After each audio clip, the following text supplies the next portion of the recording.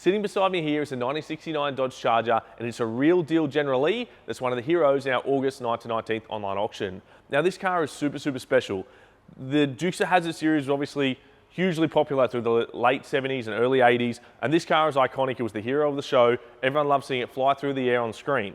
Now, during the filming of that, they wrecked over 300 cars, and there's 17 known screen-used cars that remain in existence today. Now, this car isn't one of those cars, but it is a real General Lee, and I'm going to tell you why. So this car was built by a company called General Lee Enterprises. Now, they were licensed by Warner Brothers, and they were employed during the show, while the show was on air, to create promotional vehicles. So what they did is they went out and they bought Chargers, they did them up as the General Lee, and those cars would go around to fairs and events and be used where people could come up and pay and have their photo taken with the General Lee, and they promoted the show. Now, because these cars were show cars, promotional cars, they weren't just basic 318 stock Chargers that they were going to wreck anyway. They were going to be on show and people would get up close to them. So they actually went and bought nice cars to start with.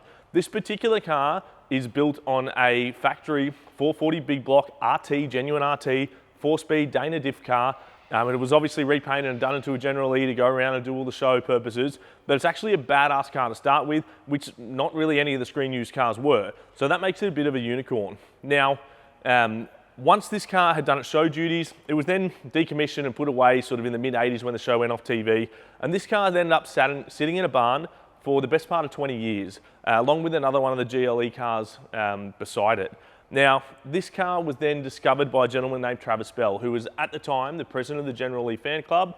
And in 2003, he went to this barn in Kentucky, he found the two cars, and he documented them coming out of the barn. So there's a bunch of photos of this car and another General Lee Enterprises car coming out of the barn, all covered in dust, and the way they were found, which is really cool history to have, and that's all with this car.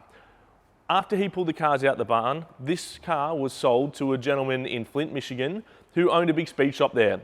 And he had this grand idea that he wanted to jump a real deal General Lee, and he wanted to, jump it at one of his events. So he owned a speed shop and he wanted to promote the speed shop with a big open day, and that was going to be the headline.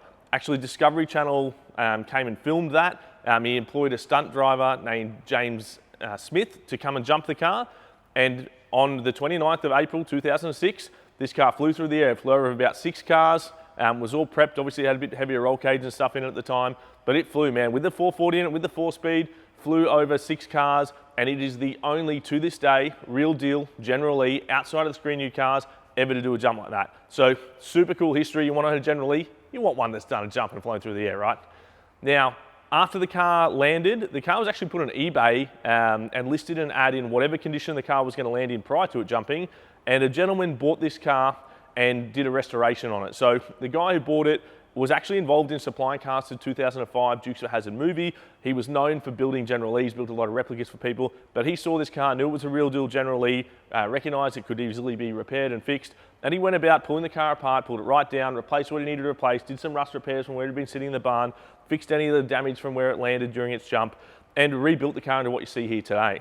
So it still has matching numbers, 440 in it, 4-speed, all that stuff. It's obviously been fully repowered inside and out. Even underneath this car is all the iconic orange colour. It's had all the stuff replaced. It's as cool as they come. So you're going to want to check this out. There is a big history file with documentation on this car that supports all of the stuff we've spoken about. It does have the original US title listing General Lee Enterprises on it as the owner of this car in the mid-80s. It also has photos of it coming out of the barn. All that's documented, a post from Travis where he pulled it out of the barn. There's photos of the jump, which you guys can check out, and all of that is all there. It does have its partial VIN still in the car to prove that it's the real deal General Lee. So I don't know where you're going to find another one of these things, man. This thing's as rad as it comes. Factory RT car, real deal General Lee, has been jumped, all the cool stuff, amazing history. Make sure you check it out on the website, www.782motors.com.au.